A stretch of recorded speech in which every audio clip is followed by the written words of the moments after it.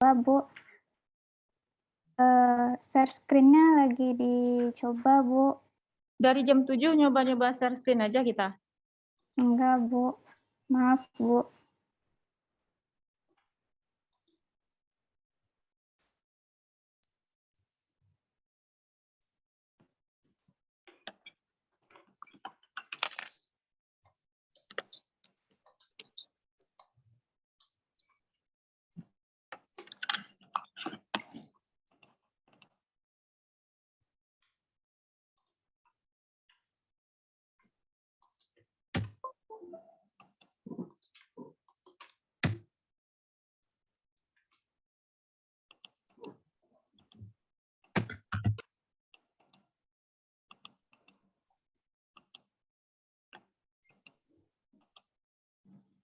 Gimana? Yoga?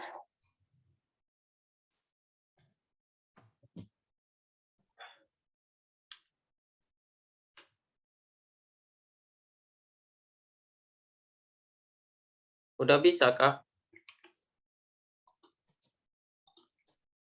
Belum, nggak mau di share screen. Apa katanya? Ada nggak? Oh, itu. Notifnya. Kenapa nggak mau?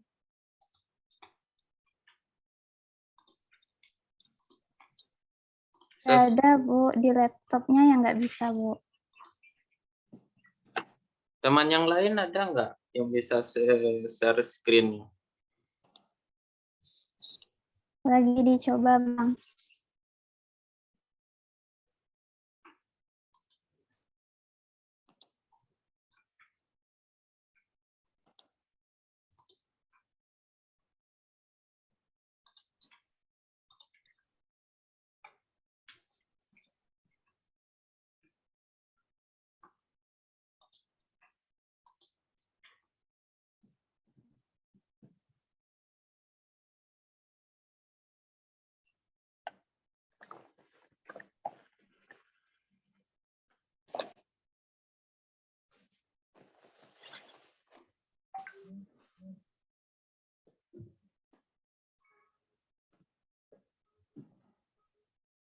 Atau yang 70 dulu gimana, teman-teman? Iya, kelompok 70 udah siap belum?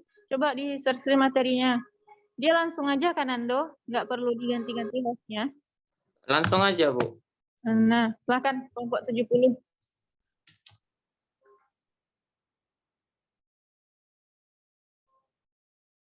Silakan dimulai ya, dibuka aja perkuliahan kita oleh kelompok. Silakan dimulai.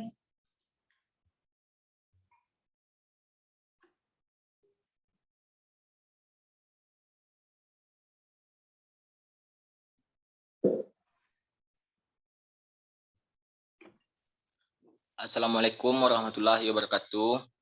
Waalaikumsalam warahmatullahi wabarakatuh. Perkenalkan, nama saya Aldi Putra, NIM 1908-684.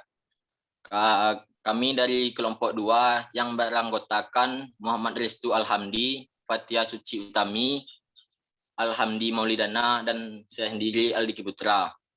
Kelompoknya Baiklah. semua, kelompoknya hadir semua. Hadir, Bu. Oke, silakan. Baiklah, langsung saja ke pembaca materi pertama yang dibacakan oleh Alhamdi Maulidana. Kepada Alhamdi Maulidana dipersilahkan. Baiklah, terima kasih kepada Aldiki. Yang pertama yaitu pengertian fondasi pendidikan.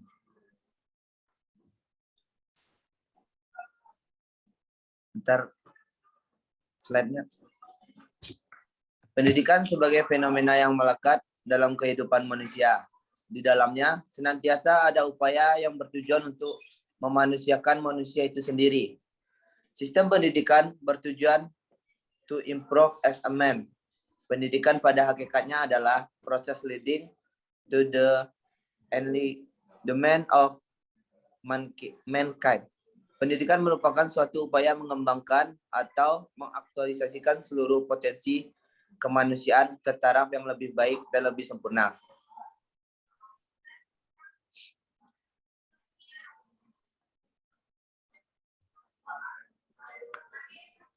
Selanjutnya, pengertian fondasi pendidikan. Yang pertama yaitu fondasi historis. Fondasi historis mengandung beberapa substansi, yaitu yang pertama, membimbing untuk menilai ide-ide yang masih survive dari masa lampau dan mendorong kita untuk menolak ide-ide yang sudah tidak sesuai. Selanjutnya, membantu kita untuk menjadi intelligent thinking educational work. Dan membantu untuk memilih tujuan, isi pendidikan, dan proses pendidikan modern. Poin selanjutnya, memberikan bahan-bahan untuk pemikiran pendidikan secara kreatif. Selanjutnya yang B, fondasi filosofis. Fondasi filosofis memberikan makna bahwa hakikat pendidikan adalah proses pengembangan seluruh potensi kemanusiaan, baik fisik, jasmaniahnya maupun psikis rohaniahnya ke arah yang lebih sempurna, lebih baik dan lebih bijaksana. Pendidikan itu upaya untuk memerdekakan manusia dalam arti bahwa manusia menjadi manusia yang mandiri agar tidak tergantung kepada orang lain. Selanjutnya, fondasi sosiologis memberikan beberapa makna bagi pengembangan pendidikan, yaitu apresiasi terhadap adanya kenyataan pluralitas budaya dalam masyarakat. Selanjutnya, pengakuan terhadap harkat manusia dan hak asasi manusia. Dan pengembangan tanggung jawab masyarakat dunia. Selanjutnya, pengembangan tanggung jawab manusia terhadap planet bumi. Peran pendidikan dipahami bukan saja dalam konteks mikro atau kepentingan didik melalui proses interaksi pendidikan, melainkan juga dalam konteks makro, yaitu kepentingan masyarakat, bangsa, negara, dan kemanusiaan. Hubungan antara pendidikan dan masyarakat berarti mencakup hubungan pendidikan dengan perubahan sosial, tatanan ekonomi, politik, dan negara. Yang keempat, fondasi psikologis. Mengandung beberapa dimensi. Perkembangan manusia dialami sepanjang rentang kehidupan manusia, dimulai sejak terjadinya konsepsi sampai saat bayi dilahirkan. Masa bayi, masa kanak-kanak awal, masa kanak-kanak akhir, masa remaja, masa dewasa dini, masa dewasa madya, dan masa usia lanjut.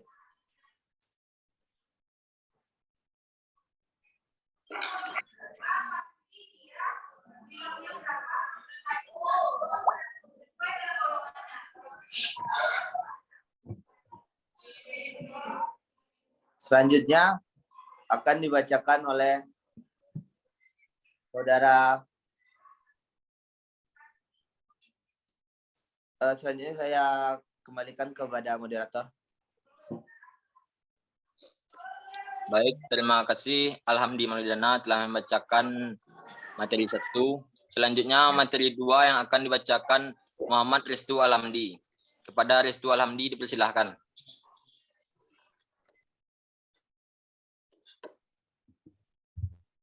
Baik, terima kasih moderator. Selanjutnya saya akan lanjutkan dari saya tadi. Itu wujud fondasi pendidikan.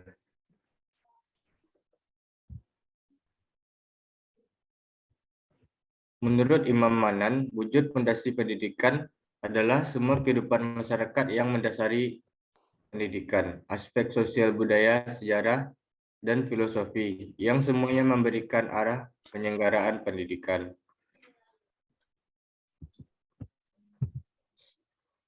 Fondasi praktek penyelenggaraan pendidikan secara umum meliputi sistem ekonomi masyarakat, sistem politik masyarakat, sistem hukum masyarakat, sistem ideologi masyarakat, sistem sosial masyarakat, sistem budaya masyarakat, serta sistem ilmu pengetahuan dan teknologi.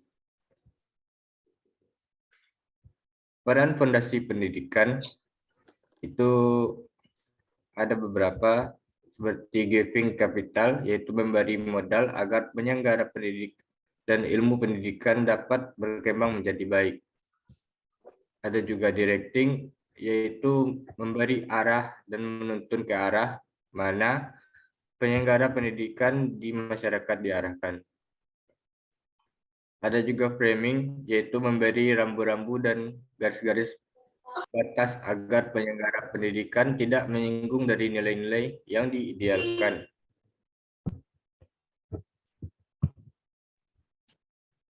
Selanjutnya ada makna dan arti pendidikan. Pendidikan sering kita dengar, tapi sebagian dari kita belum tahu dari arti pendidikan itu sendiri. Kata dasar pendidikan adalah kata didik. Didik berarti memelihara dan memberi latihan tentang akhlak dan kecerdasan pikiran. Sedangkan pendidikan memiliki arti proses pengubahan sikap dan tata laku seseorang atau kelompok orang dalam usaha mendewasakan manusia melalui upaya pengajaran dan latihan.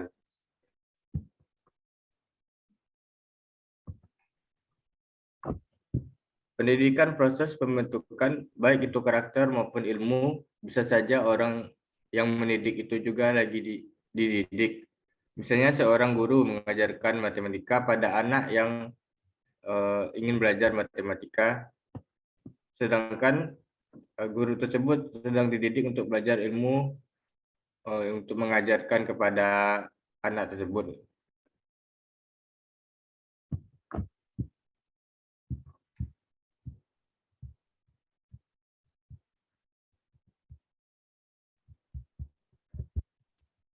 Lalu di sini saya akan menjelaskan tentang fungsi pendidikan. Beberapa fungsi pendidikan yaitu yang utamanya adalah mengembangkan kemampuan karakter, kepribadian, dan perilakunya agar beradab serta bermartabat dalam kehidupan berbangsa dan bernegara. Mematuhi aturan serta norma hukum yang berlaku di tempat orang tersebut hidup.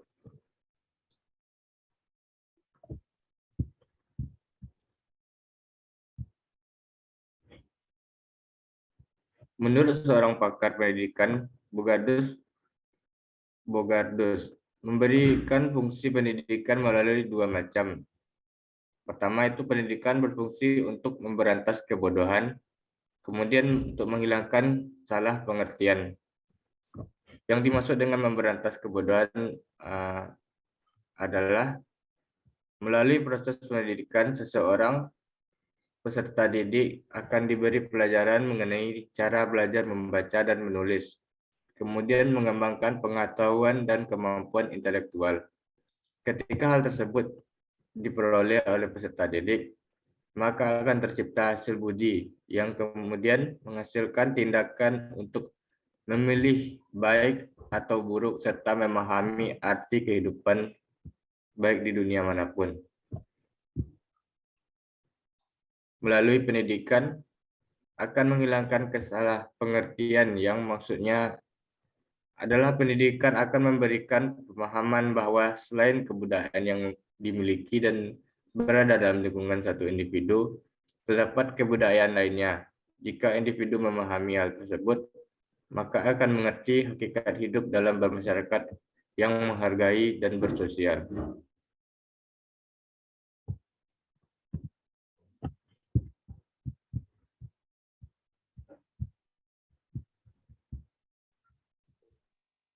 Materinya tidak usah dibacakan semua paragrafnya ya.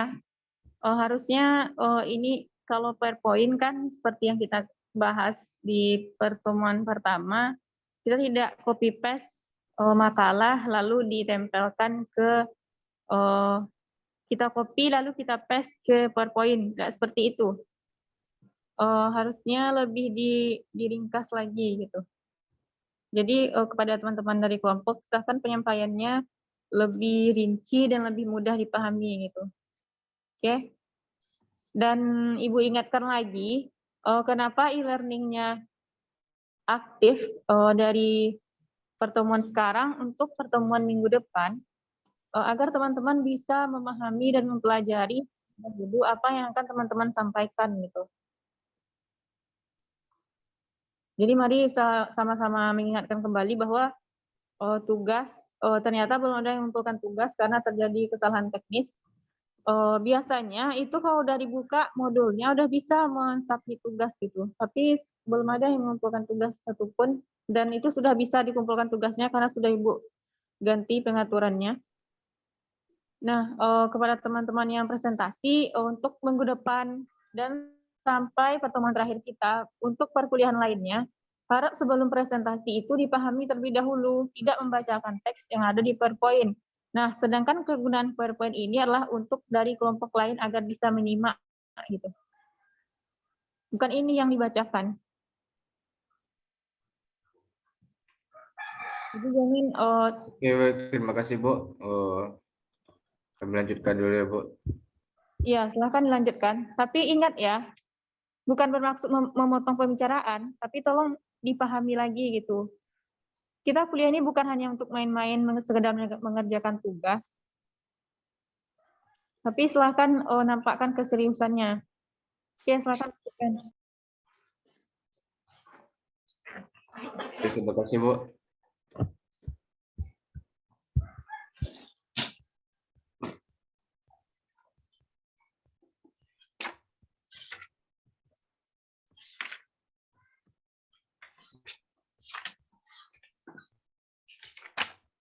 Terus selanjutnya saya kembalikan ke moderator.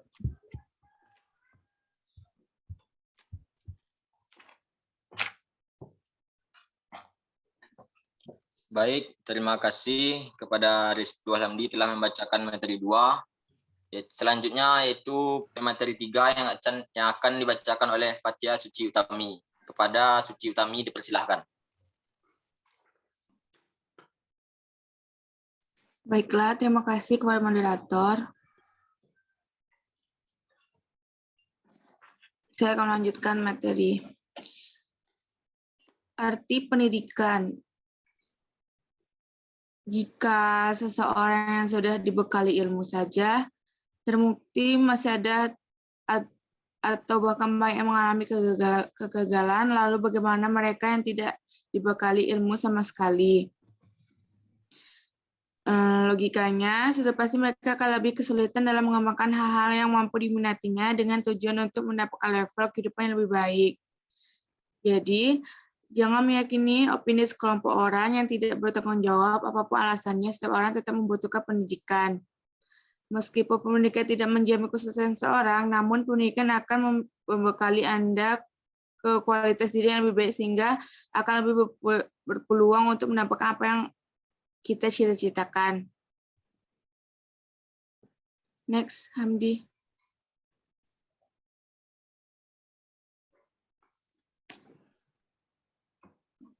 Next.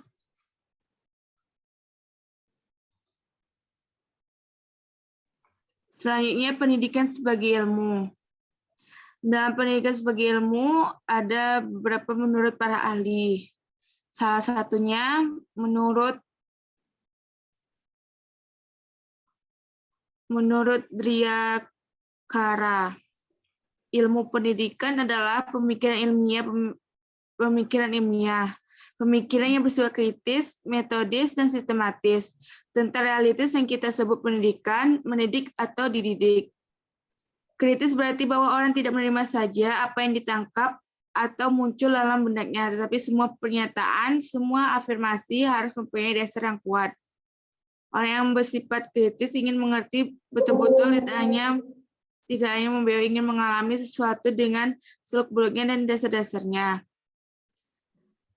Ada persyaratan pendidikan sebagai ilmu, yaitu syarat-syaratnya memiliki objek studi, yang dimaksud objek material, objek formal. Yang kedua, memiliki sistematika. Yang terakhir, memiliki metode. Ada juga sifat-sifat ilmu pendidikan. Ilmu pendidikan bersifat normatif karena berdasar atas pemilihan antara yang baik dan yang tidak baik untuk peserta didik pada khususnya dan manusia pada umumnya. Oleh karena itu, seperti yang dikatakan oleh Neong Muhajir, sebagai ilmu yang normatif, ilmu pendidikan tak ingin sekedar mendeskripsikan atau menjelaskan. melainkan ingin memberitahukan perlunya mencapai sesuatu cita ideal. Yang terakhir ada pengembangan pendidikan. Pengembangan pendidikan, ilmu pendidikan memiliki dasar yang sekaligus sebagai sumbernya, yakni filsafat pendidikan. Filsafat itu sendiri yang dimaksud oleh Burbacher dipandang sebagai komplementari disiplin. Namun dalam pengembangan ilmu pendidikan juga dapat diperkaya dengan mengaji fondasi-fondasi yang telah dijelaskan seperti sebelumnya. Baiklah, itulah presentasi dari saya kembalikan kepada moderator. Baik, terima kasih kepada Fathia Suci Utami. Di sini saya akan membacakan kesimpulan. Kesimpulan di sini yang saya ambil yaitu ilmu pendidikan adalah ilmu yang menelaah fenomena pendidikan dan semua fenomena yang ada hubungannya dengan pendidikan dalam perspektif yang luas dan integratif. Ilmu pendidikan bentuknya yang lebih sistematis, termasuk ilmu yang sangat muda atau masih membentuk dirinya untuk lebih memperkokoh persyaratan yang dimiliki sebagai ilmu yang berdiri sendiri. Atau dengan kata lain, ilmu pendidikan adalah suatu kumpulan pengetahuan atau konsep yang tersusun secara sistematis yang mempunyai metode-metode tertentu yang bersifat ilmiah, yang menyelidiki, merenungkan tentang gejala-gejala perbuatan mendidik atau suatu proses bantuan yang diberikan oleh orang dewasa kepada anak-anak yang belum dewasa untuk mencapai kedewasaan dalam rangka mempersiapkan dirinya untuk kehidupan yang bermakna. Baiklah, itulah kesimpulan dari kelompok 2 hari ini.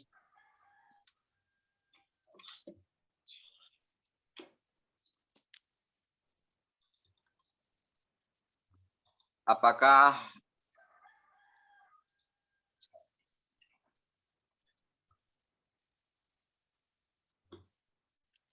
dari teman-teman ada yang ingin menambahkan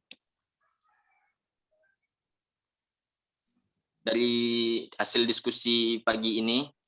Terus kelompok 1 dari 69 tidak menampilkan lagi. Gimana? Ini Bu lagi mau coba scan screen-nya Bu. Oke, berikan dulu kesempatan kepada teman 69 kelompok 70. Baik, saya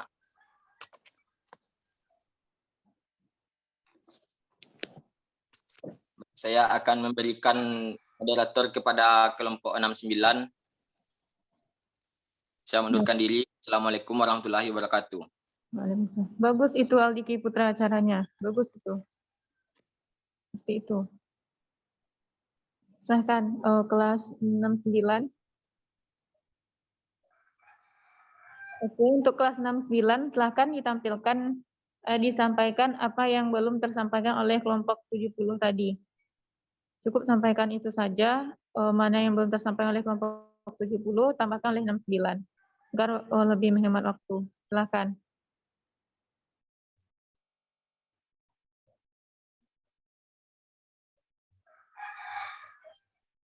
Assalamualaikum warahmatullahi wabarakatuh. Sebelumnya maaf atas keterlambatannya Bu. Di sini kami dari kelompok 2 dari sesi 69 akan membacakan materi kami. Yang pertama, hakikat manusia. Hakikat manusia itu berasal dari bahasa Yunani yang terdiri dari dua suku kata, yaitu pais dan gen. Pais yang artinya anak dan gen yang membimbing. Jadi, pedagogi adalah suatu bimbingan yang diberikan kepada anak. Apa itu hakikat pendidikan? Hakikat pendidikan itu adalah suatu usaha sadar yang dikembangkan oleh manusia itu sendiri untuk mengembangkan potensi dirinya menjadi yang lebih baik untuk membangun suatu proses pembelajaran. Nah, yang perlu dikembangkan di sini seperti keagamaan, kepribadian, kecerdasan, serta akhlak mulia. Di dalam Al-Quran, Allah juga sudah menjelaskan bahwa kita sebagai manusia dituntut mencari ilmu sebanyak-banyaknya. Dengan kita mencari ilmu, kita bisa menjadi manusia yang lebih berpendidikan. Di dalam Al-Quran sudah disampaikan pada surat At-Taubah ayat 122. A'udzu billahi minasyaitonir rajim. Bismillahirrahmanirrahim. Wa ma kanal mu'minuna liyanfiru kaffah falaula nafara min kulli firqatin minhum ta'ifatul yatafakkahu fit-dini wal yunziru qaumahum idza raja'u ilaihim la'allahum yahzarun. Artinya, tidak sepatutnya orang-orang mukmin itu semuanya pergi ke medan perang. Mengapa sebagian dari setiap golongan di antara mereka tidak pergi untuk memperdalam pengetahuan agama mereka dan untuk peringatan kepada kaumnya apabila mereka telah kembali, agar mereka dapat menjaga diri. Nah, manfaat dari ilmu pendidikan ini sangat banyak sekali. Dari ayat di atas juga sudah menjelaskan bahwa kita dituntut untuk mencari ilmu yang sebanyak-banyaknya. Allah juga pernah menjelaskan bahwa orang yang mencari ilmu itu derajatnya tinggi di mata Allah. Pertama, manfaat pendidikan itu kita bisa mengetahui mana sesuatu yang baik dan mana sesuatu yang buruk. Dan yang kedua, apa yang bermanfaat dan apa yang mendatangkan mudarat bagi kita. Yang ketiga, menambah informasi serta menambah wawasan. Jadi dengan kita berpendidikan, wawasan kita semakin bertambah, jadi pengetahuan kita semakin luas. Yang keempat, ada penunjang masa depan yang lebih baik, seperti menunjangnya cita-cita di masa yang akan datang. Yang kelima, memperluas lingkungan sosial seperti memperbanyak relasi. Selanjutnya akan dipresentasikan oleh rekan saya. Terima kasih kepada Hanifah. Selanjutnya saya Hada Zakira Afna akan membawakan bagian yang kedua, yaitu hakikat ilmu pendidikan. Ilmu pendidikan berasal dari dua kata, yaitu ilmu dan pendidikan, yang masing-masing memiliki arti dan makna tersendiri. Menurut KBBI, ilmu didefinisikan sebagai pengetahuan tentang suatu bidang yang disusun secara bersistem menurut metode tertentu yang dapat digunakan untuk menerangkan gejala tertentu di bidang pengetahuan. Sedangkan menurut KBBI, pendidikan ialah proses pengubahan sikap dan tingkah laku seseorang atau sekelompok dalam upaya mendewasakan manusia melalui sebuah pengajaran maupun pelatihan. Maka pengertian ilmu pendidikan adalah ilmu yang mempelajari serta memproses pengubahan sikap dan tingkah laku seseorang atau sekelompok orang untuk mendewasakan diri melalui upaya pengajaran dan pendidikan.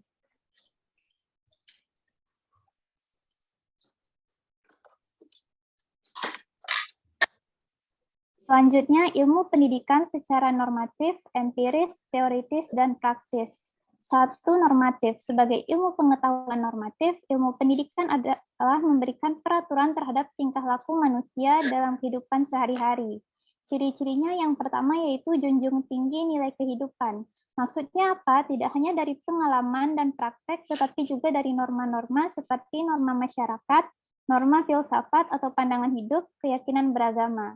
Yang kedua, erat kaitannya dengan filsafat pendidikan, di mana guru atau pendidikan harus tingkatkan kualitas diri sesuai kaidah filsafat pendidikan. Yang ketiga, meliputi pendidikan agama, etika, dan budi pekerti. Hal tersebut tergolong pada pendidikan pengembangan kepribadian sesuai dengan amanat Undang-Undang Nomor 20 Tahun 2003. Yang kedua, empiris. Sebagai ilmu pengetahuan empiris, ilmu pendidikan harus tunduk pada verifikasi indera. Maka, kaidah logika formal dan hukum sebab akibat menjadi dasar kebenaran yang bersifat realitas, objektif, dan netral. Yang ketiga, teoritis. Teoritis sendiri berarti mengkaji bidang keilmuan secara luas hingga hal sekecil-kecilnya.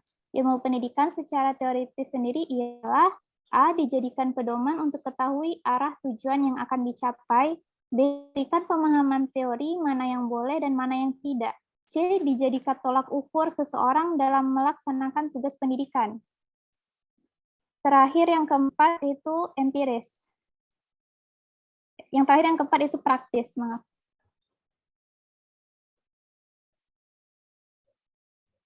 Next.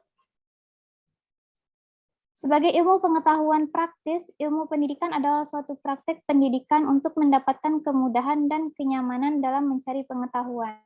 Sekian dari saya kembalikan kepada moderator. Selanjutnya, materi ketiga akan dibacakan oleh Dimas.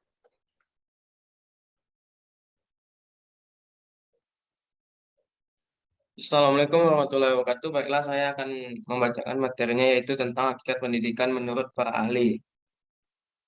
Next. Halo.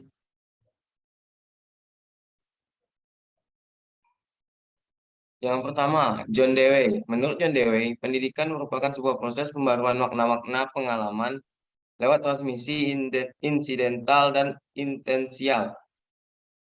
Kedua, menurut Prof.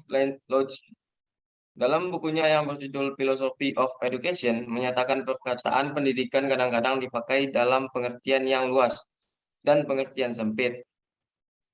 Next. Next, please. Yang ketiga, Krubacher. Menurut Krubacher, dalam bukunya Modern Philosophies of Education, pendidikan diartikan sebagai proses timbal balik dari setiap pribadi manusia dalam penyesuaian dirinya dengan alam, dengan teman dan alam semesta. 4. Ki Hajar Dewantara. Menurut Ki Hajar Dewantara, mengartikan pendidikan sebagai upaya untuk memajukan budi pekerti, pikiran, serta jasmani anak, agar dapat memajukan kesempurnaan hidup dan menghidupkan anak yang selaras dengan alam dan masyarakatnya. Next. Yang kelima yaitu Bojonegoro. Menurut Bojonegoro, pendidikan adalah memberi tuntunan pada manusia yang belum dewasa dalam pertumbuhan dan perkembangannya sampai tercapai kedewasaan. Sekian saja materinya, saya kembalikan kepada moderator.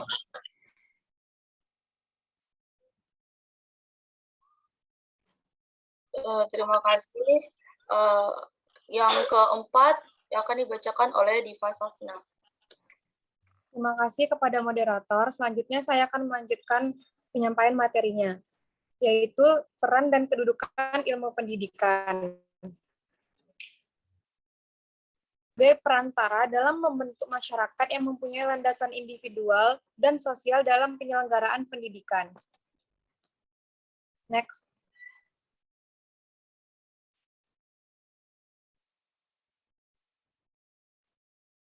Apa itu pendidikan nasional? Pendidikan nasional menurut Pancasila dan Undang-Undang Dasar 1945 yang berfungsi untuk mengembangkan kemampuan serta meningkatkan mutu kehidupan dan martabat manusia Indonesia.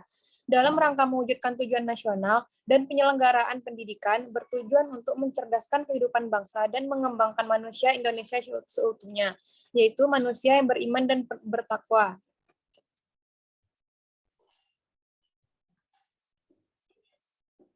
Peran ilmu pendidikan. Peran ilmu pendidikan terbagi menjadi dua aspek. Yang pertama, bagi praktek pendidikan dan bagi seni pendidikan. Bagi praktek pendidikan, peran ilmu pendidikan yaitu pemahaman seorang tenaga pendidik dalam menumbuhkan rasa percaya diri yang langsung dipraktekkan melalui konsep-konsep yang dihasilkan oleh ilmu pendidikan itu sendiri. Yang kedua, bagi seni pendidikan merupakan sebuah kegiatan pendidikan yang apabila kegiatan itu dalam proses pelaksanaannya dapat memberi kesenangan dan keasyikan, baik bagi peserta didik maupun pendidiknya.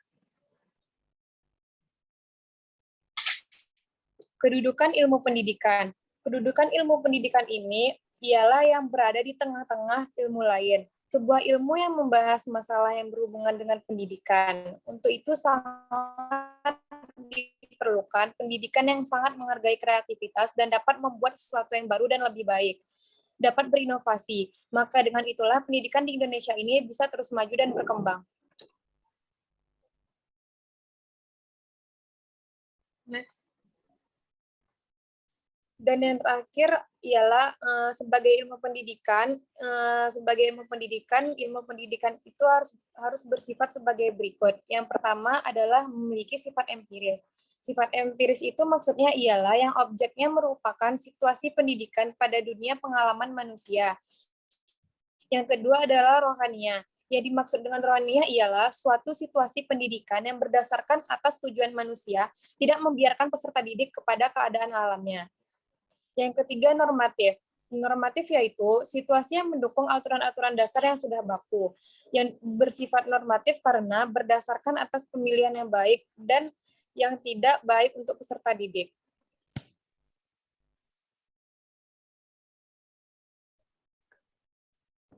Yang keempat, historis.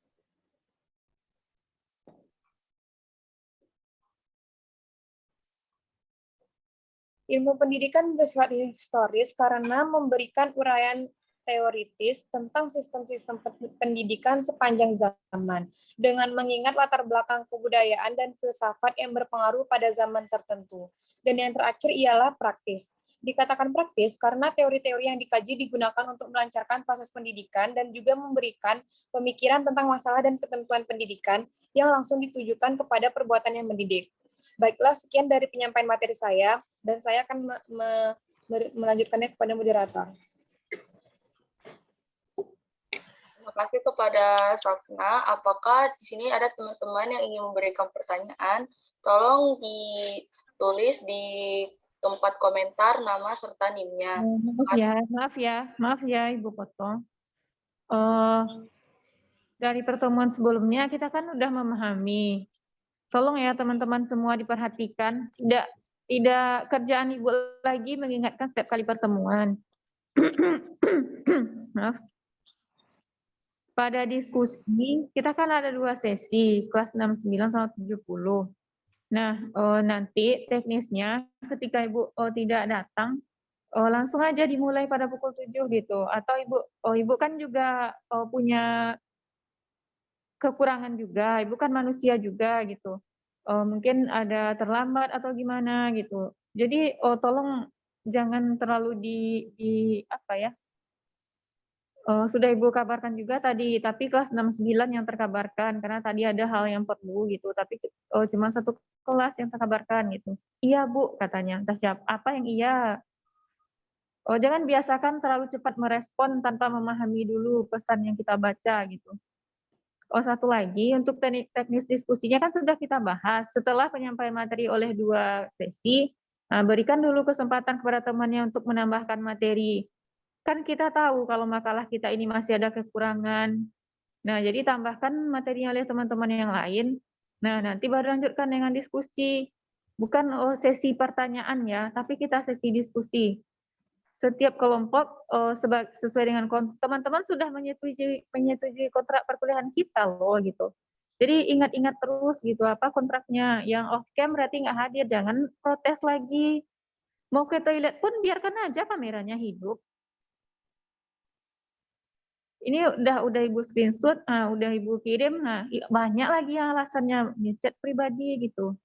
Ayolah, sama-sama berpendidikan seperti yang teman-teman bahas tadi, bahwa pendidikan menurut Undang-Undang Nomor 20 Tahun 2003 usaha sadar dan terencana. Teman-teman kan sadar dan berencana untuk berkuliah, berarti udah ada niat untuk belajar gitu. Jadi mohon diingat lagi ya, teknis diskusinya kita mulai pukul 7. Nah, lalu nanti setelah kedua materi selesai menyampaikan materi, kita berikan kepada teman-teman kita kesempatan untuk menambahkan materi. Nah, lalu baru kita masuk ke sesi diskusi. Nah, harusnya itu ada sesi kritik dan saran, seperti apa makalahnya, tata tulisnya, kelengkapan materinya, kekurangan materinya, poin-poin dan sebagainya. Tapi karena teman-teman sepertinya tidak, gimana ya, untuk sekarang janganlah ada sesi kritik dan saran. Cukup 2 aja gitu. Jadi mohon di sama-sama mengingatkan kembali gitu. Dan ingat juga Ibu sudah meminta dari kemarin, silahkan upload di grup WA juga materinya gitu. Tapi kok susah gitu. Teman-teman, kuliah ini kita tidak ada yang senang-senang. Kuliah ini susah, menuntut ilmu itu susah kalau kita benar-benar ingin mendapatkan pengalaman dan mendapatkan ridho dari Allah gitu. Harus benar-benar ikhlas kita. Ini aja pas Nando menginformasikan, udah dibantu sama Nando. Nando cari muka, Nando segala macam gitu. Masa iya kayak gitu pikirannya? Ayolah teman-teman, berpikir positif itu indah, enak, nyaman gitu. Jadi udah Nando memfasilitasi, udah hitungan di teknik untuk menerima uangnya, udah masuk ya ke grup 70 untuk mengumumkan, no respon gitu. Kenapa teman-teman sepertinya gimana ya? Ayolah, mari kita kalau ada yang komen lagi, ibu tuh aja lah, ibu tuh ada link Zoom-nya tuh, udah dibayar kita uang kuliah mah. Astagfirullah, ada lagi yang komen kayak gitu.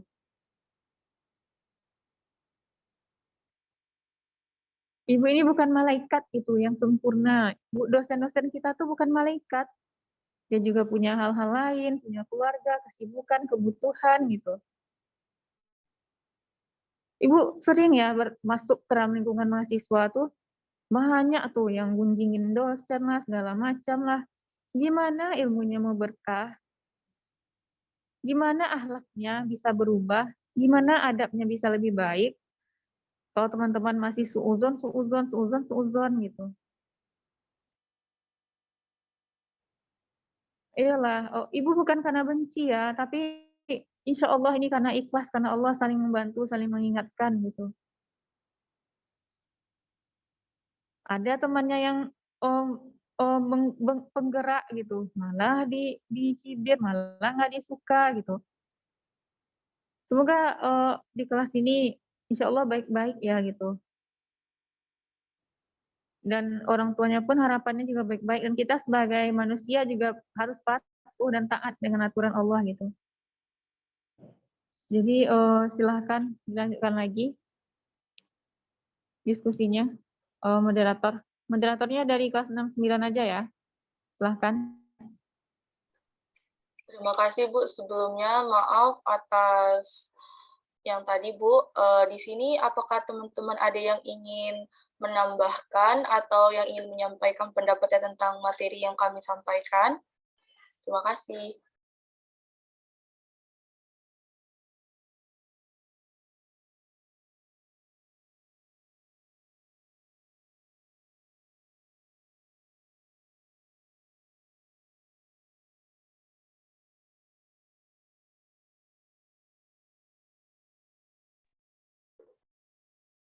Silahkan teman-teman yang ingin menyampaikan pendapatnya tentang hasil diskusi kami boleh menyampaikan pendapatnya.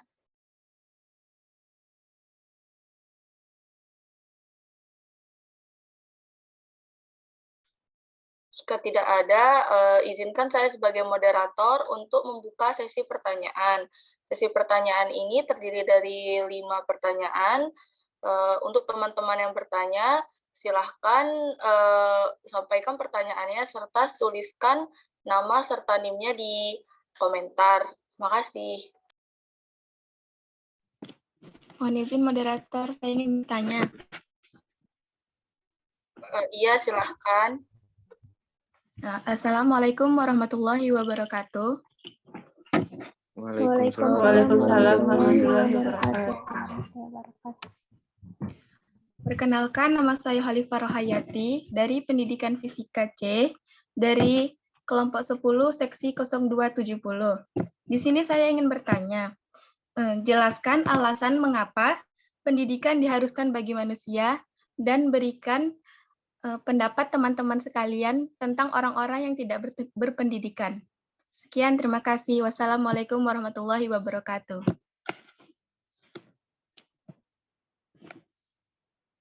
Waalaikumsalam warahmatullahi wabarakatuh. Tolong ditulis di komentar ya, Olivia. Oke. Pertanyaan kedua, silahkan.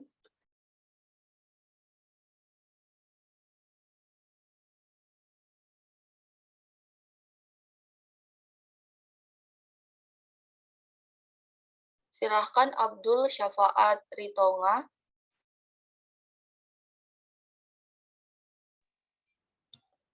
Assalamualaikum warahmatullahi wabarakatuh. Izin moderator. Waalaikumsalam warahmatullahi wabarakatuh. Nama saya Abdullah Safari Tonga, NIM 22065001, ingin menanyakan, apa sajakah masalah pendidikan yang ada di Indonesia? Sekian, terima kasih. Oh iya. Baik, tolong ditulis di komentar ya, Abdullah. Selanjutnya, Ilham Rusdianto. Assalamualaikum warahmatullahi wabarakatuh, moderator. Waalaikumsalam warahmatullahi wabarakatuh. Izin bertanya, saya Ilham Rusdianto, NIM 22033021, mau bertanya kepada moderator. Dari semua penjelasan moderator tadi atau pemateri tadi, itu kan ada pendidikan dan ada ilmu pendidikan. Apa sih kaitan antara pendidikan dengan hakikat ilmu pendidikan tersebut? Terima kasih moderator. Assalamualaikum warahmatullahi wabarakatuh. Waalaikumsalam warahmatullahi wabarakatuh.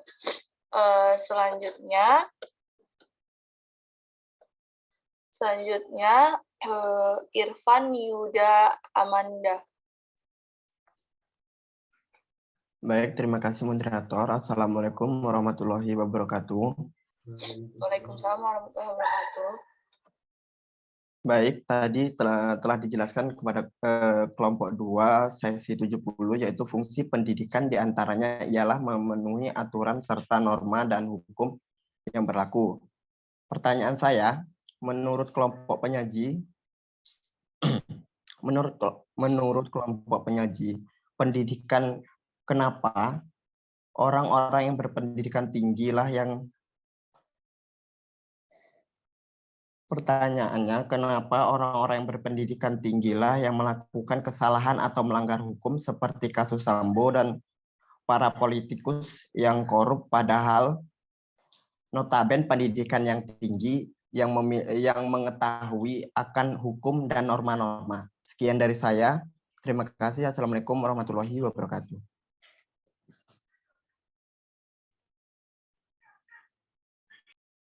Waalaikumsalam warahmatullahi wabarakatuh. Selanjutnya Nurwandah.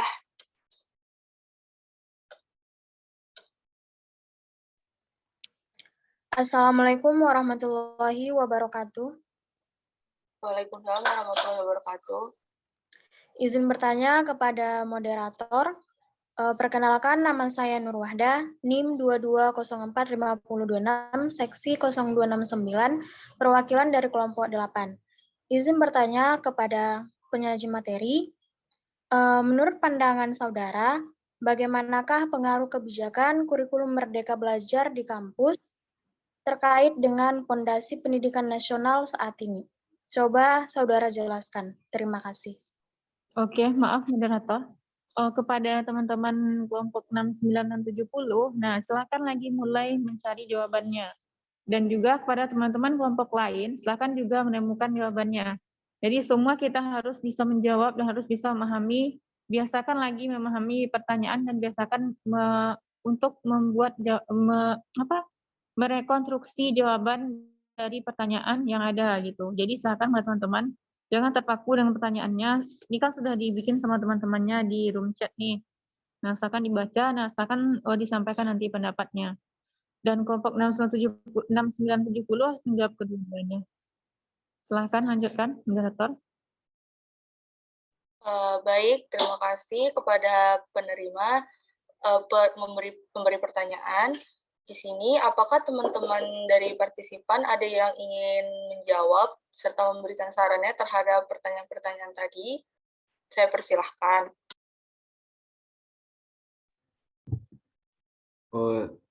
Izin menjawab pertanyaan dari Holifah Rohayati.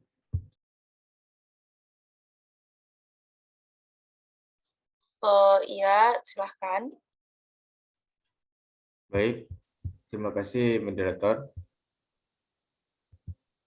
Pertanyaannya itu jelaskan alasan mengapa pendidikan diharuskan bagi manusia dan pendapat tentang orang yang tidak berpendidikan. keharusan pendidikan bagi manusia itu bisa dibilang wajib. Karena kalau dalam pandangan Islam, saat manusia datang ke bumi itu diajarkan oleh malaikat Jibril untuk mengetahui apa yang ada di isi bumi. Dan kita juga diberikan pendidikan untuk mengapa kita hidup di bumi ini, agar tidak terjadi kesalahan dan bisa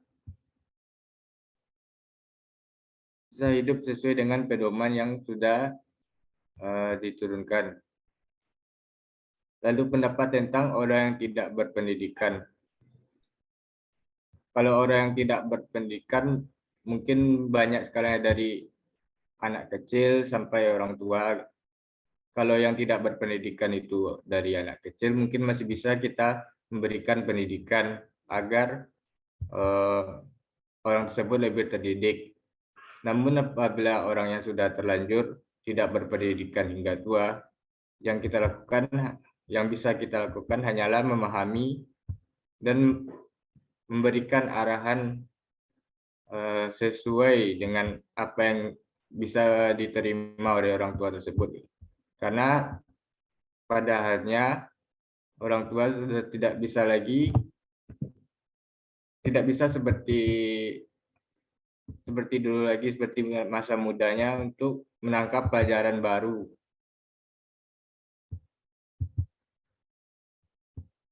Sekian dari saya kembalikan ke moderator. Terima kasih kepada yang memberi jawaban. Apakah yang memberi pertanyaan tadi sudah paham? Apakah ada teman-teman dari partisipan yang lain ingin menambahkan? Langsung ditambahkan oleh teman-teman lainnya, tidak dikembalikan kepada penanyanya. Ditambahkan dulu oleh teman-teman yang lain, baru nanti. Sebenarnya kalau kita membahas hakikat ilmu pendidikan, itu bisa kita bawa ke sekeliling kita gitu. Dari pertanyaan teman-temannya tadi, umumnya itu adalah real gitu. Real adalah tentang keadaan yang ada di lingkungan kita. Nah, kalau teman-teman peka terhadap lingkungan, biasanya orang-orang yang peka itu akan berpendapat gitu, akan menyampaikan pendapatnya. Silakan ditambahkan, lanjutkan moderator. Apakah teman-teman ada yang ingin memberikan pendapat atas pertanyaan nomor 1 yang diberikan Khalifah tadi? Izin menambahkan moderator. Iya, sebutkan namanya dan NIM. Oh, baiklah, terima kasih kepada moderator atas waktunya. Perkenalkan, nama saya Muhammad Rigan Ginola, NIM 1903-1090 dari sesi 0270. Baiklah, saya di sini akan sedikit menambahkan mengenai dari pertanyaan dari saudari tadi, yaitu mengapa manusia harus berpendidikan.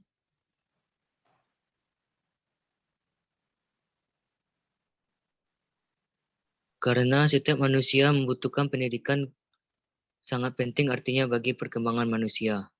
Melalui pendidikan, manusia tak hanya mendapatkan pengajaran keahlian khusus ataupun umum, tetapi juga sesuatu yang lebih mendalam, yaitu pemberian pengetahuan, pertimbangan, dan kebijaksanaannya. Oleh karena itu, kita seorang calon guru harus bisa menerapkan metode yang tepat dalam kegiatan mengajar, sesuai dengan karakter para muridnya. Dengan begitu, proses belajar menjadi lebih menyenangkan sehingga siswa dapat menyerap pelajaran dengan lebih mudah. Mungkin itu yang dapat saya sampaikan. Saya kembalikan kepada moderator. Terima kasih. Apakah teman-teman yang lain ada yang ingin menambahkan, atau dari kelompok 6970 ada yang ingin menambahkan?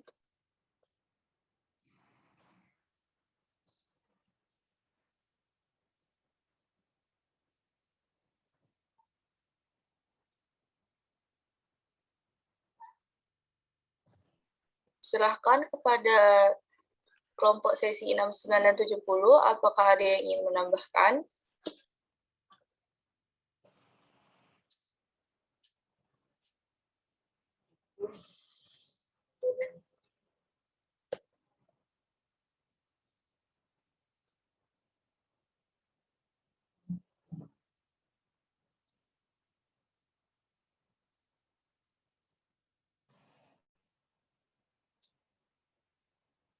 Baiklah moderator, saya ingin menjawab pertanyaan dari Abdullah Syafaat Tritonga. Iya, silahkan. Pertanyaannya yaitu, apa saja masalah pendidikan yang Indonesia?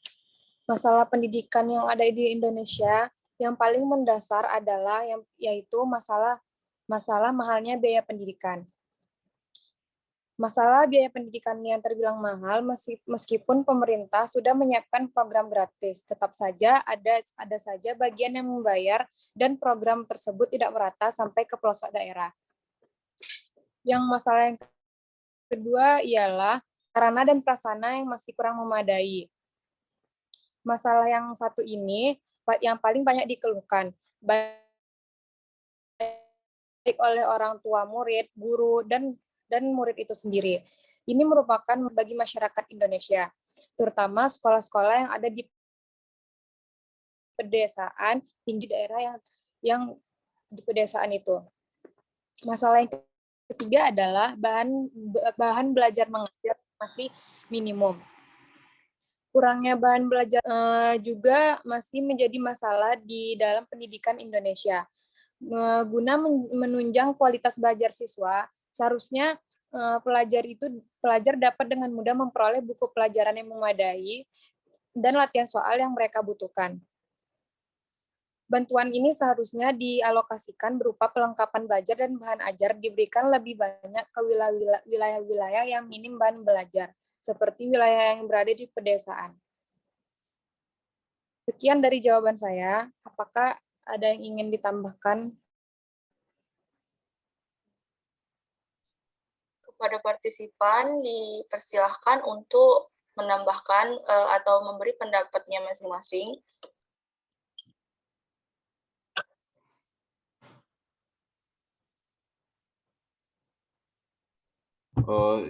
Izin menambahkan moderator.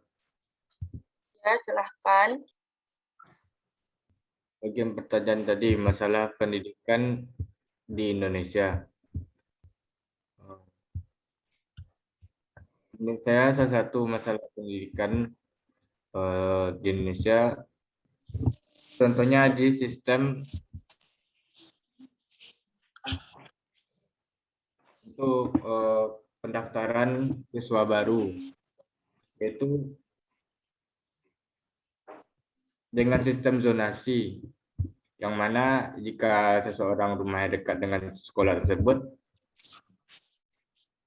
memiliki persentase yang lebih besar untuk bisa masuk ke sekolah tersebut daripada seseorang yang rumahnya jauh dari sekolah.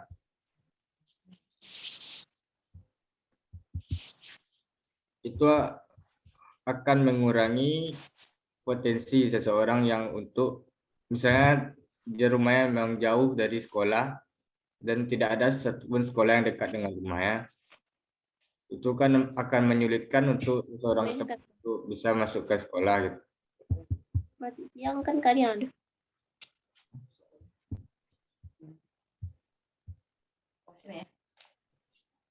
Nek memang jangan sok baju dah. Bila? Ini moderator saya kembalikan. Ini tanggal 9. Terima kasih kepada 8. Satu kelas gitu. Bentar dulu. Kepada teman-teman yang mengaktifkan mikrofonnya, tolong di unmute dulu.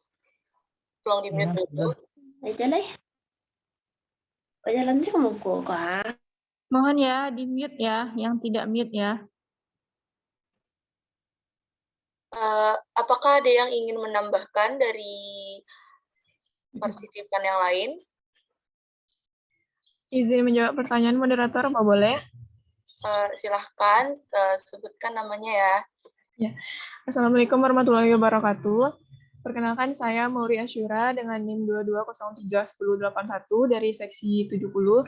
Saya ingin menjawab pertanyaan dari Irfan Yuda mengenai kenapa orang-orang yang berpendidikan tinggi yang melakukan kasus-kasus besar seperti kasus Sambo dan politikus yang koruptor, padahal notabene pendidikan yang tinggi yang tahu akan norma dan hukum yang berlaku. Menurut saya pribadi, karena dengan pengetahuan mereka yang tinggi itulah, mereka juga dapat melakukan penyalahgunaan kekuasaan, dan itu tentunya tidak luput dari keinginan dalam diri seseorang. Menurut saya hanya itu. Saya kembalikan kepada moderator. Terima kasih.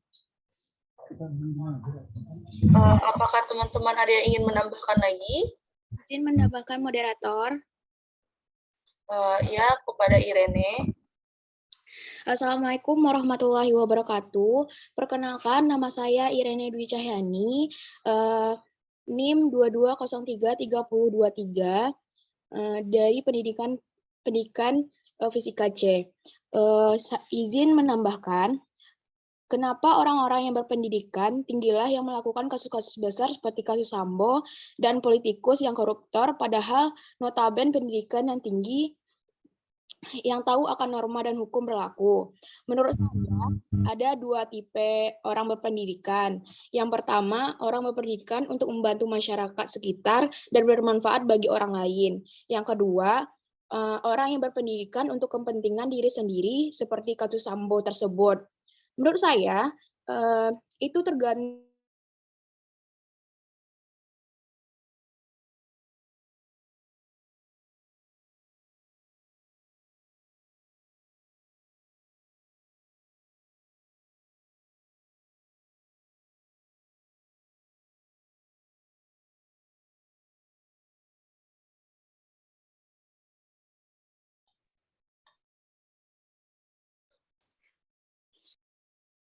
Silakan lanjutkan kepada Irene Dwi Cahyani.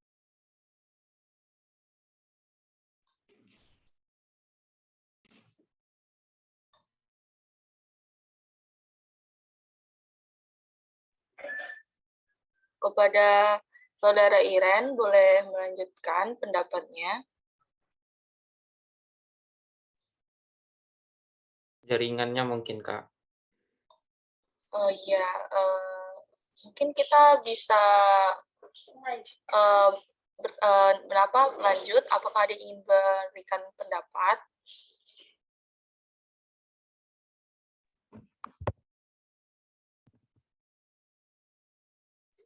Adakah yang ingin memberikan pendapat tentang pertanyaan nomor 4 tadi, mengapa orang yang berpendidikan tinggi yang cenderung lebih melanggar hukum, padahal mereka mengerti apa hukum tersebut? Izin menambahkan moderator. Maaf moderator, tadi jaringan. Irene Dwi Cahyani tadi moderator. Oh iya, kepada Herfilia sebentar ya. Kepada Iren, silahkan melanjutkan pendapatnya. Ya, terima kasih moderator. Menurut saya, ada dua tipe orang-orang berpendidikan. Yang pertama, orang berpendidikan untuk membantu masyarakat sekitar dan bermanfaat bagi orang lain. Yang kedua, ada orang yang berpendidikan untuk kepentingan dia sendiri, seperti kasus Sambo tersebut. Menurut saya, itu tergantung orangnya masing-masing, tergantung iman dan takwa orang tersebut. Banyak kok di luar sana orang-orang yang berpendidikan yang bermanfaat bagi orang lain, dan ada juga sebaliknya, tergantung diri masing-masing. Tergantung iman dan takwa masing-masing orang tersebut, moderator. Sekian, terima kasih. Assalamualaikum warahmatullahi wabarakatuh.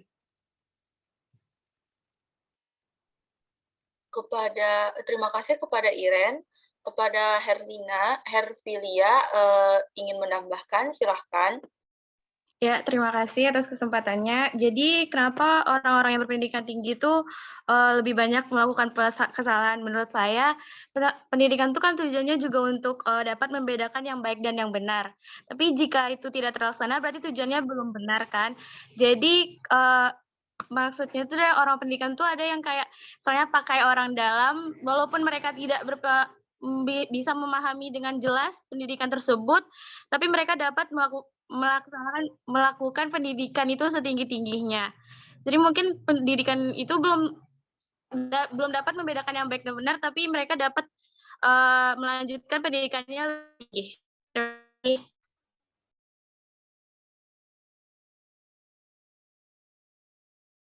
Baik, kepada Herfilia, apakah ada dari kelompok 69 dan 70 yang ingin menambahkan? Izin menambahkan moderator. Silahkan. Ya, silahkan. Terima kasih moderator. Menurut saya kenapa yang berpendidikan tinggi yang berpendidikan tinggilah yang menyalahgunakan kekuasaannya. Sebenarnya itu tergantung pribadi orang tersebut ya. Kalau misalkan orang itu berpendidikan tinggi itu tidak mematokkan seseorang itu bisa berakhlak baik ataupun bisa menjalankan tugasnya sesuai dengan aturan. Karena seperti yang kita ketahui di pendidikan tinggi sekarang yang kita rasakan pun itu pun tidak terjalan dengan baik gitu. Masih ada orang yang membeli nilai ataupun dosen yang mengasih nilai saja gitu tanpa harus melaksanakan pendidikan tersebut. Jadi korelasi antara berbuat baik dengan pendidikan itu saya rasa itu tidak sejalur. Walaupun seseorang itu dikatakan berpendidikan tinggi, belum tentu dia tahu apa yang benar yang harus dilakukan. Dan lagi para petinggi di Indonesia itu kebanyakan diambil dari partai yang dimana pendidikan seseorang di dalam partai itu belum bisa kita katakan benar beliau melakukan pendidikan tersebut. Sekian dari saya kembalikan ke moderator. Apakah ada yang ingin menambahkan jawaban yang lain, teman-teman? Oke, maaf moderator, waktu kita udah hampir habis. Begini saja, jawaban dari teman-teman tadi sudah mulai mengarah ya, sudah bagus. Terima kasih. Ibu simpulkan sedikit mengenai pertanyaan-pertanyaan yang tadi. Yang pertama, Ibu akan tanggapi tentang apa hubungannya ilmu pendidikan dengan pendidikan gitu. Nah, pendidikan itu merupakan sebuah ilmu. Jadi mereka satu aja. Hanya saja kita ketika kita sudah berada pada prakteknya, kita selalu mengatakan pendidikan. Jadi untuk ilmu pendidikan, kenapa pendidikan dikatakan sebagai ilmu? Karena dia merupakan ilmu-ilmu yang normatif. Kan tadi sudah dibahas ilmu teoritis, ilmu praktek. Nah itu semua adalah syarat sesuatu dikatakan sebagai ilmu gitu. Nah yang berikutnya ada juga pertanyaan apa tadi pertanyaannya? Yang terakhir, apa pengaruh dari Merdeka Belajar? Mengenai kurikulum sama permasalahan pendidikan itu nanti ada pembahasan kita kalau nggak salah di pertemuan ke-12. Kurikulum itu juga pertemuan ke-13 dan 14 tentang inovasi pendidikan gitu. Nah jadi sebenarnya yang perlu kita bahas pada hari ini adalah kita dudukkan dulu konsep apa itu pendidikan, apa itu ilmu gitu. Jadi teman-teman mengenai kasus yang dibahas tadi, Ibu sampaikan sedikit kenapa sih orang-orang berpendidikan itu banyak yang malah berbuat salah gitu. Kembali lagi kita kepada pertemuan kedua yang kita bahas adalah tentang hakikat manusia gitu. Nah, kita sudah mendapatkan ilmu-ilmu atau pengetahuan tentang hakikat manusia. Manusia adalah makhluk ciptaan Allah yang tujuan penciptaannya lah untuk beribadah kepada Allah gitu. Nah, yang dibekali dengan akal berupa potensi-potensi yang bisa dikembangkan. Nah, jadi berdasarkan Undang-Undang Nomor 20 Tahun 2003 bahwa pendidikan itu merupakan usaha sadar dan terencana dalam menciptakan suasana belajar yang efektif dan efisien agar peserta didik secara aktif mengembangkan potensi dirinya. Di sini disebutkan yaitu untuk memiliki spiritual keagamaan, pengendalian diri, kepribadian, kecerdasan akhlak mulia, serta keterampilan. Nah, dalam Islam yang non-Muslim mungkin bisa dipahami menurut agamanya. Dalam Islam, yang perlu pertama kali dipelajari, dipahami atau diamalkan itu adalah adab atau karakter. Itu yang selalu digadang-gadangkan dalam perubahan kurikulum, karakter dan karakter gitu. Nah, namun kenyataannya kita sebagai guru atau sebagai calon guru mungkin di masa perkuliahannya tidak menerapkan bagaimana beradab, bagaimana berkarakter yang baik gitu. Nah, mungkin sehingga ketika nanti bekerja tidak ada adab gitu. Dan itulah yang dicontoh oleh siswa-siswa atau peserta didik kita. Seperti contohnya bagaimana adab kepada guru-guru kita, bagaimana adab kepada pendidik kita gitu. Itu semuanya akan berpengaruh kepada masa depan kita nanti. Yang biasa sekarang ngeyel, yang biasa sekarang bersuudzon, yang sekarang biasanya lebih ke suka mendramatisir, itu akan berpengaruh pada kehidupannya di depan nanti. Nah, sedangkan pendidikan itu kitalah yang sadar bahwa kita sedang berproses gitu. Itu kan kalau pendidikan di Indonesia ini kan diatur oleh undang-undang, segitu besarnya perhatian pemerintah yang mengatakan bahwa pemerintah tidak peduli dengan pendidikan. Nah, yuk kita positifkan lagi pikiran kita. Bahwa dalam undang-undang kita banyak sekali undang-undang, pasal-pasal yang bahas tentang pendidikan. Hanya saja kita sebagai mahasiswa atau calon pendidik tidak peduli dengan itu. Contohnya saja dalam perkuliahan kita. Apakah teman-teman mempersiapkan mata kuliah yang lain lah gitu. Yang penting selesai tugasnya udah selesai gitu. Nggak ada yang umumnya nggak membahas lagi materinya, nggak menemukan lagi, nggak mau mencari lagi apa contohnya, apa realita yang terjadi gitu. Nah, seperti yang terjadi kasus itu, ingat ya, skill beda dengan karakter.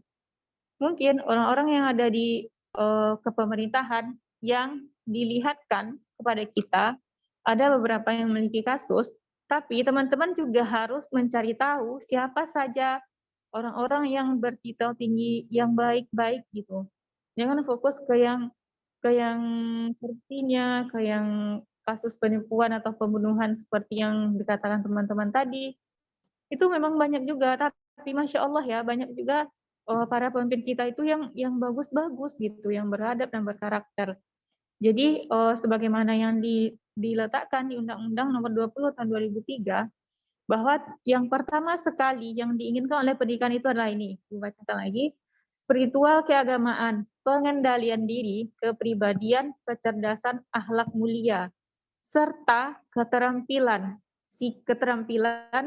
yang diperlukan bagi dirinya, masyarakat, dan negara. Nah, ada beberapa tentang adab semua, cuma satu yang tentang skill gitu. Jadi kepada teman-teman, memang mahasiswa itu dituntut untuk mandiri, segala sesuatunya harus dia sendiri yang mengejarkan kepribadiannya supaya lebih baik, bagaimana agamanya supaya lebih baik, bagaimana supaya dia bersikap dengan baik, bagaimana dia berakhlak dengan sebaik-baiknya, itu mahasiswa harus sudah tahu, sudah paham. Tidak fokus kepada menjadikan hujatan-hujatan sebagai senjata untuk menutupi kekurangan diri gitu. Jadi kita berpendidikan ini ingat ya, pendidikan itu bukan titelnya, bukan dia sudah profesor gitu. Apakah benar-benar karakter yang ada itu ada pada dirinya, yang harusnya itu ada pada dirinya gitu. Nah, itu mungkin bisa terjadi ketika perkuliahan ada teman-teman yang benar-benar sekolah, belajar, lalu dia belajar tanpa mementingkan orang lain, yang penting dia nilainya tinggi, tanpa bersosialisasi. Nah, itu individualnya itu sangat tinggi gitu. Mungkin itu yang akan terjadi kepada teman-teman ketika bekerja, tidak mempedulikan orang lain, yang penting ambisi teman-teman tercapai gitu.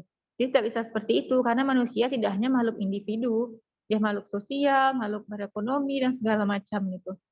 Jadi untuk pembahasan yang permasalahan pendidikan kenapa MBKM itu bagus, kurikulum merdeka itu bagus, mulai dari pendidikan dasarnya sampai ke pendidikan tingginya itu bagus. Dan itu sudah dipertimbangkan dengan sebaik-baiknya. Dan ingat juga, kurikulum merdeka itu bukan kurikulum baru gitu. Tapi kurikulum merdeka itu adalah pengembangan dari kurikulum 2013. Yang ketika teman-teman hanya menonton komentar-komentar orang, itu akan berbeda ketika teman-teman membaca draft undang-undangnya. draft kurikulum merdekanya. Itu bisa teman-teman temukan di internet. Ada sekitar beberapa ratus halaman, bisa teman-teman baca gitu. Dan itu bagus, Masya Allah gitu. Ketika nanti bisa diterapkan, ketika di pendidikan dasar sudah ada Al-Quran dan hadisnya, tahsinnya, Al-Quran dan hadis, kemudian tahfiz, lalu dia SKI, akidah akhlak, nah itu ada semua gitu.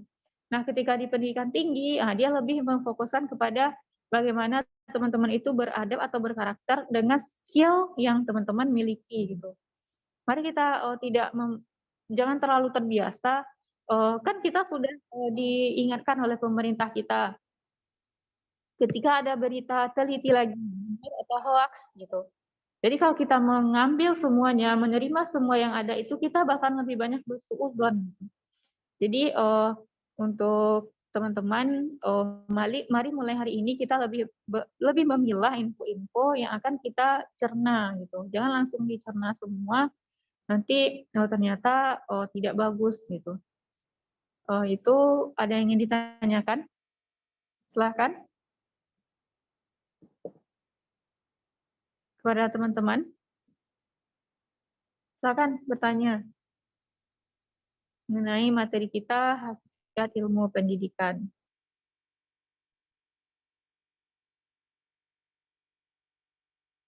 Silahkan.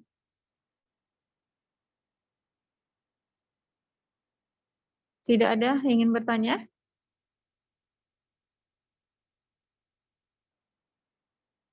Oke, kalau tidak ada, Ibu ingatkan kembali kepada kelompok yang presentasi hari ini, silahkan diselesaikan laporan diskusinya dan disubmit di e-learning. Oke, Nando, mana Nando? Iya, Bu. Nah, gimana teman-teman? Ini Nando telah membuat sendiri. Pakai uang siapa, Nando? Pakai uang adik saya, Bu. Nah, begini. Terima kasih kepada Nando atas motivasi yang luar biasa ya. Semoga teman-temannya juga memiliki motivasi dengan adanya pergerakan dari Nando gitu. Ini bagus, Masya Allah, terima kasih. Semoga kedepannya kita bisa lebih baik lagi agar teman-teman bisa mengambil atau memandang sesuatu itu dari sisi positif gitu. Nah ini Nando sudah menggerakkan dan beride agar kita membeli lisensi sendiri dari Zoom-nya supaya nggak keluar-keluar pas kuliah terganggu sekali katanya. Nah, sudah ada beberapa orang yang bayarnya berapa Nando? 15.000, Bu. 15.000 per orang gitu. Rasanya kalau memang memberatkan nanti 15.000 untuk 6 bulan asalnya itu tidak terlalu memberatkan gitu. Atau mungkin bisa dicicil dulu ya Nando. Kalau yang tidak mampu 15.000, silahkan nanti dibayarnya 10.000 dulu, nanti 5.000-nya kapan-kapan gitu. Jadi mohon ya kepada teman-teman yang tidak setuju dengan pergerakan dari Nando, silahkan angkat tangan. Silahkan sampaikan di sini. Tidak masalah, kalau tidak setuju nanti kita akan carikan solusinya. Yang tidak setuju, silahkan berkomentar. Saya tidak setuju, Bu, ini menyusahkan saja gitu. Nggak apa-apa lah kalau Zoom-nya keluar-keluar lah. Nanti kita bisa login lagi gitu. Nah, silahkan dikomentari.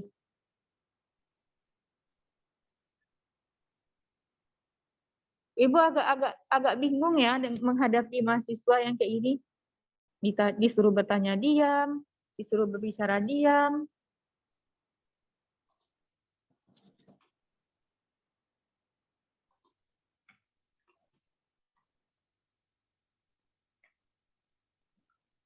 Sari Fitriani, gimana tanggapannya mengenai Zoom yang dibeli lisensinya ini? Menurut kami setuju aja, Bu, dan kami juga udah mentransfer langsung ke Bang Nandonya, Bu. Nggak ada masalah sedikit, Bu. Oke, Masya Allah, terima kasih. Berikutnya, yang sudah kasih uangnya berapa orang, Nando? Kita ada 15 orang, Bu. Baru 15 orang yang transfer, yang membayar. Terus yang mengkonfirmasi baru 14 orang. Kita kan ada nih sekitar lebih kurang 80 gitu. Bisa nggak disepakati sekarang? Muhammad Alvaro gimana? Dia sudah bayar, Bu. Oh, sudah. Kenapa yang Ibu sebutkan yang sudah bayar aja nih? Siapa lagi? Himatul Azmi? Sudah? Belum, Bu. Soalnya kemarin saya juga nggak tahu kalau misalnya Zoom itu dibayarkan, Bu. Jadi saya mau nanya, bayarnya itu mana? Dari kan sudah diinfokan di grup kelas 70. Saya Bisa. juga konfirmasi sama yang itu. Maaf, Bu. Oke, nanti ini bukan kita beli, bukan maksudnya kita harus membayar link Zoom, tidak seperti itu. Mohon dipahami lagi. Kita kan perkuliahannya ini daring.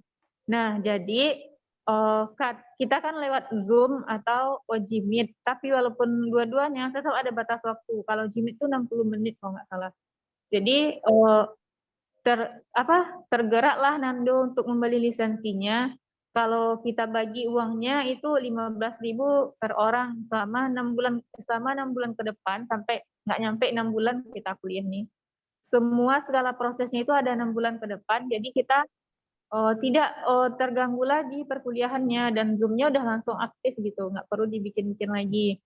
Nah, itu makanya Nando beride agar kita membayar 15.000 per orang gitu untuk perkuliahan di DP ini. Ibu tidak ada paksaan gitu. Nanti kalau memang seandainya, tapi ini udah dibayar sama Nando gitu, dan Masya Allah dia mau membantu kita gitu. Dan rasanya 15.000, ada yang keberatan dengan 15.000?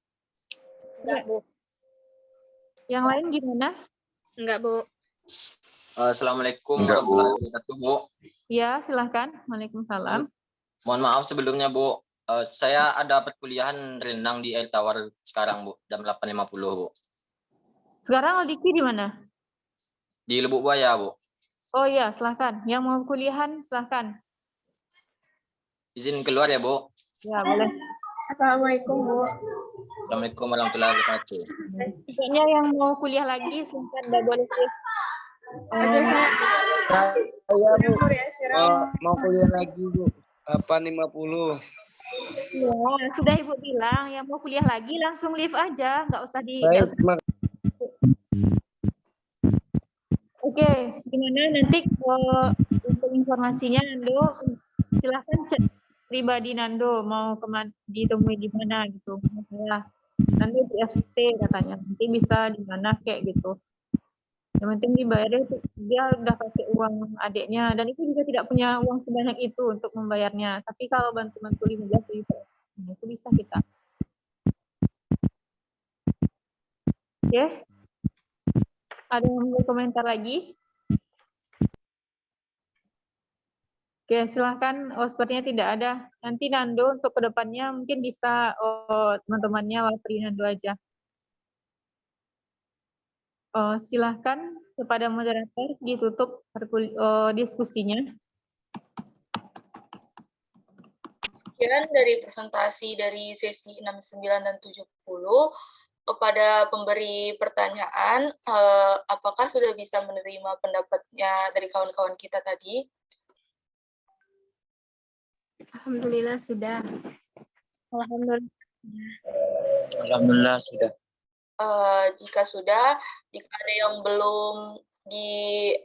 yang belum mendapatkan jawaban tadi, mungkin bisa memberi pendapatnya di forum diskusi yang ada di e-learning. Sekian dari diskusi kelompok sesi 70 dan 69, undur diri. Wassalamualaikum warahmatullahi wabarakatuh. Dan undur diri juga dari Bu Osmania. Terima kasih. Oke, kita tutup dengan hamdalah. Assalamualaikum warahmatullahi wabarakatuh. Waalaikumsalam warahmatullahi wabarakatuh. Waalaikumsalam warahmatullahi wabarakatuh.